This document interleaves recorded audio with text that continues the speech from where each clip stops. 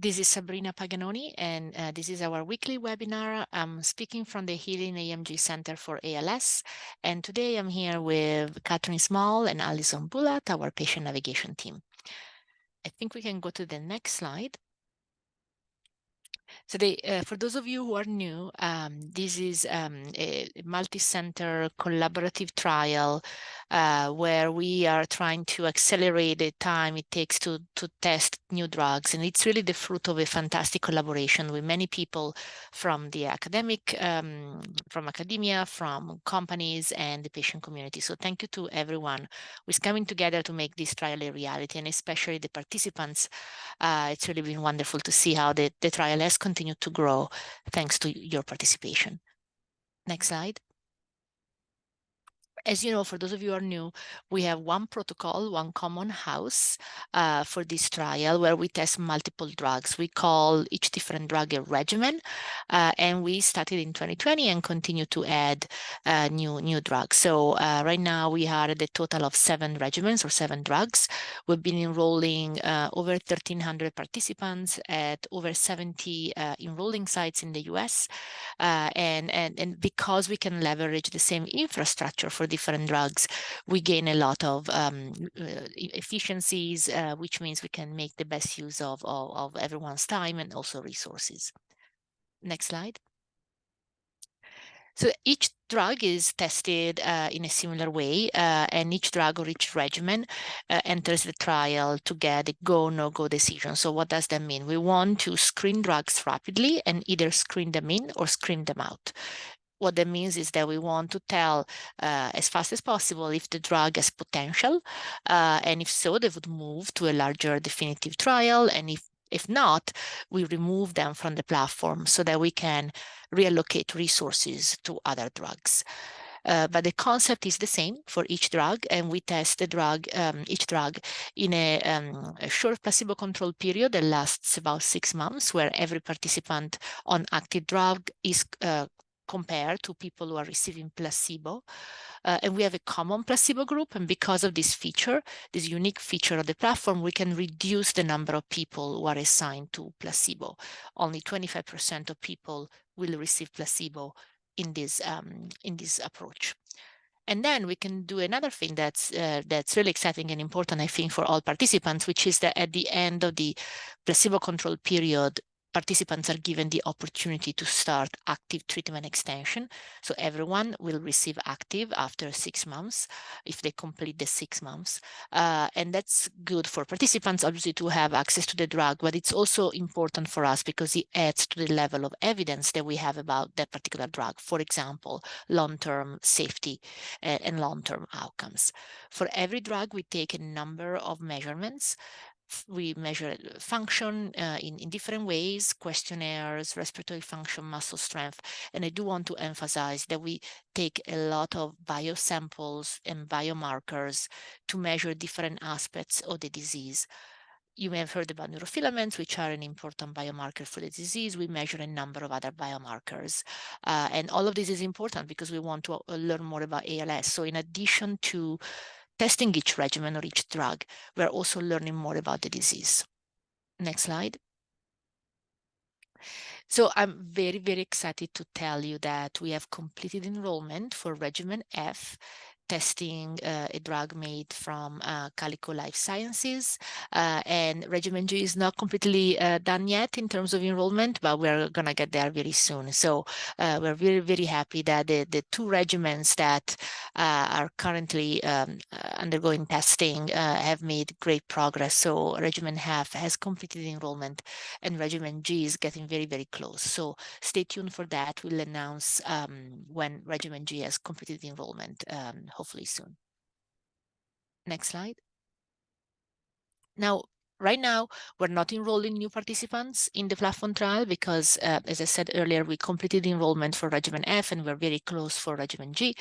But there are other trial opportunities for people living with ALS, both in the US and worldwide. And here we are sharing a few websites of other organizations, other groups that have a number of pages, web pages with information, detailed information about clinical trial opportunities. I do want to highlight the new ALS TDI trial navigator, which is particularly user-friendly, because if you put in your characteristics or basic characteristics, you can have an output that shows sort of available clinical trials. Also, certainly the ALS signal from Miami ALS, as well as many other websites that you can see listed here. Next slide. I also want to highlight the NEALS consortium, which is the consortium of clinical centers that participates in the platform trial and in many other trials. In addition, NEALS has a number of experts in research, clinical care, and so the different experts that are part of NEALS have a number of webinars available. They are available either live or as recordings, and there's a lot of interesting materials, not only about trials, but about other opportunities as well. So I would encourage you to check them out. The recordings are there. In terms of upcoming webinars, we have, actually I'm going to be part of the first webinar listed here, May 8th, with Dr. Hyman Patterson and Dr. Watney. We're going to be talking about the importance of multidisciplinary care, and there is actually a bill in the ALS Better Care Act that's been introduced, hopefully to provide more support and better multidisciplinary care. So if you're interested in these efforts to try to improve care for ALS clinics, don't miss this webinar. And also my colleagues will also present on May 16th a webinar about an exciting new initiative that's funded by the NIH, which is the National Institutes of Health. They're funding a consortium, a very large consortium called All ALS, which stands for Access for All in ALS, which is a multi-institutional effort to organize the ALS clinical research landscape in ALS with specific focus on biomarkers, which are so important to better target ALS and develop new treatments. So don't miss those two webinars. I think we're all trying to make progress not only on trials but also on other important efforts that ultimately result in better trials. Next slide. And many of you have asked us about expanded access. That's a different type of research opportunity for people who are not eligible for clinical trials.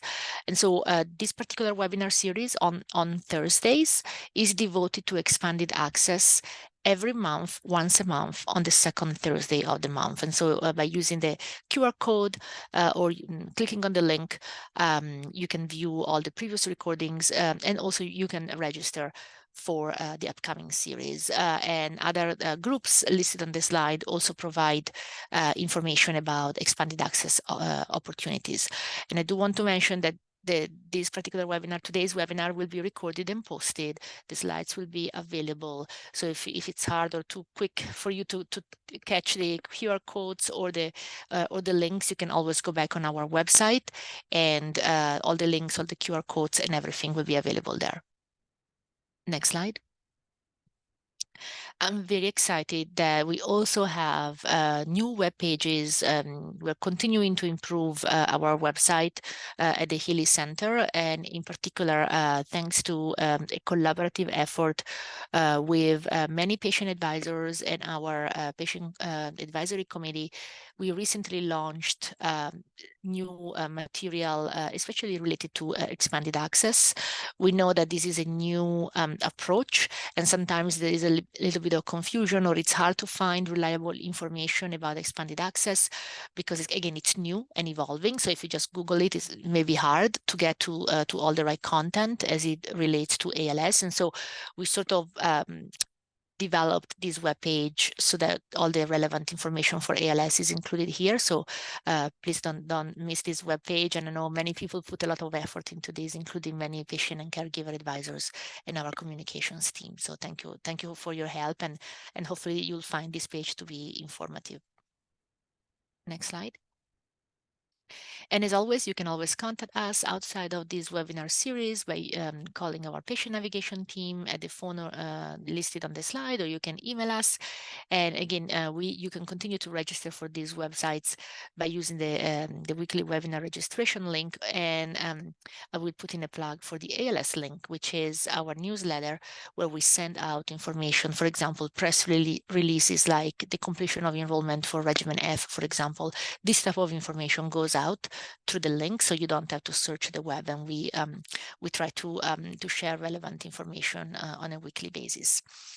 And so speaking of upcoming webinars, we will meet here on May 9th to talk about EAPs, so don't miss that.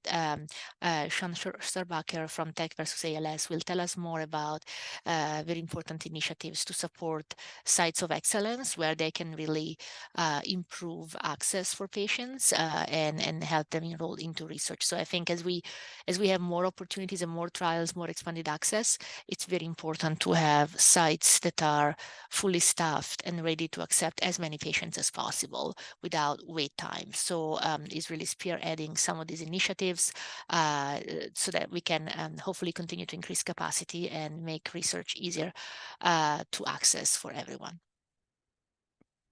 So with that, I think we can take down the slides. And as always, and for those of you who are new, you can type questions in the Q&A box. So there's a question about Regimen G. Can people still enroll in Regimen G? And unfortunately, this time we don't have additional spots in Regimen G.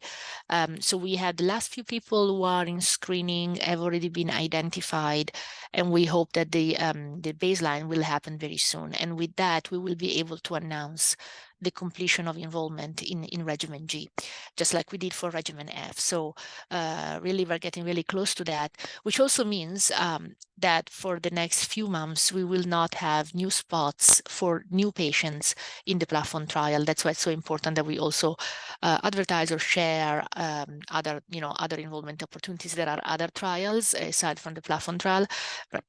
And for the next few months, again, we are working hard to launch the new regimens, which we expect would become available in a few months. So stay tuned for that. And again, the ALS link provides information on all the new opportunities related to the platform trial. So speaking of that, I guess great timing for the other question that we got. What is the timeline for future regimens?